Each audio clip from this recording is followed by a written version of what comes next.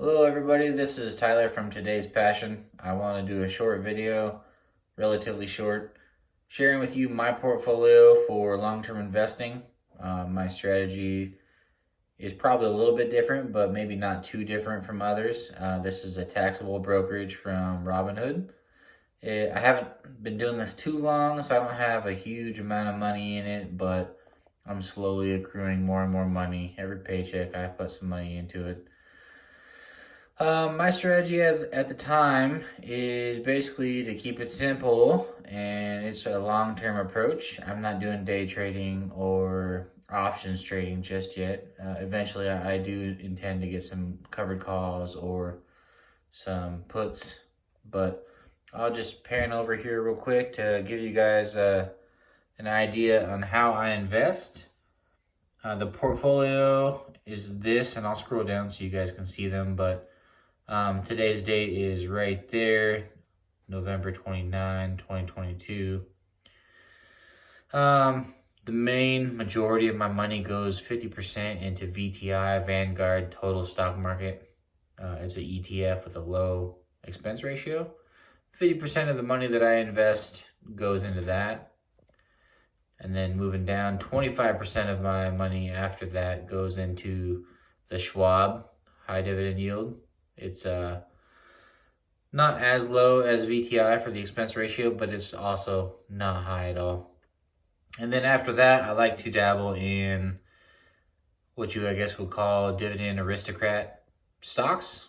I tend to pick stocks that at least have good financial statements, not a lot of debt. They buy back shares regularly. They have a decent amount of dividend yield. And the dividend yield and other parameters aren't too high in the sense that they can be safe if there were to be some issues with income and stuff like that. But for the most part, the main thing that I look at other than the financial statements are, have they been maintaining their dividend or increasing the dividend for at least 10 years or more. So I'll scroll down. I got Apple, Abbott, Caterpillar, Costco, Disney, Dover, General Dynamics, Home Depot, Hormel, Hershey, Intel, not doing so hot today, Kellogg, Coca-Cola, Kroger, should be a good buy with that, with their buying of Albertsons potentially, if it goes through the FTC. Lowe's, McDonald's, Medtronic, Microsoft, Nike, Realty Income, Procter Gamble, Philip Morris, sorry. It's late and I'm about to go to bed. Qualcomm, Snap-on, TE Connectivity, I believe is what this one is. Target, T-Row, USB, which is US Bank, Visa, and Walmart. And I have several more on my watch list down here, but I'm just waiting for the right buy price. And my strategy for investing regularly with these individual stocks is I look for their average PE ratio. Let me start again. I look for their current PE ratio to be under their 5-year average PE ratio. That is just a clue for me to see if it's getting super overvalued and overpriced, and that way I don't have to ruin my cost basis by investing further in a situation like that where my cost basis is now jacked up more so than it could be if it was to stay under its 5-year average for the PE. So that's my overall strategy. I do that regularly.